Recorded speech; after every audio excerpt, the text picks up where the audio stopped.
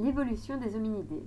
Alors ici en fait je vous propose un document donc d'un arbre phylogénétique qui a été fait d'après Berillon et Coppens en 1999 et 2000 et qui eux-mêmes se basent sur les travaux de Strait et de Green qui ont été effectués en 97.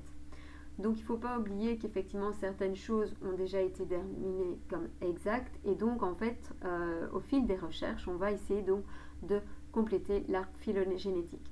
N'oublions pas qu'il y a encore pas mal d'inconnus puisque on se rend bien compte que il y a des espèces où on sait qu'ils sont en relation, mais on n'a pas forcément retrouvé des fossiles qui permettaient de découvrir un ancêtre commun grâce vraiment à un squelette relativement bien conservé.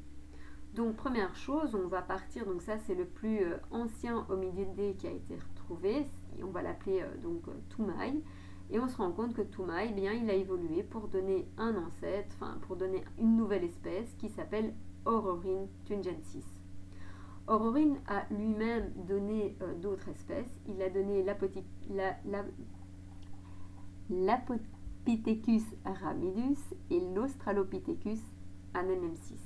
Mais il a également donné sans doute une autre espèce qui a elle-même donné 3 espèces qu'on retrouve ici.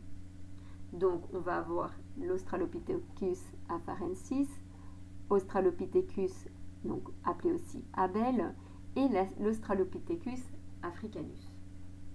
Je pense que là vous avez plus ou moins compris le principe, en tout cas de cet arbre phylogénétique.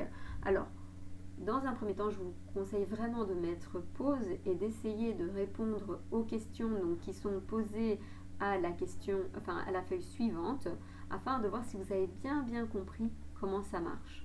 Donc, mettez pause et lorsque vous avez terminé de répondre à ces questions, revenez pour la suite de la vidéo afin de voir si vous avez bien compris comment il fallait faire.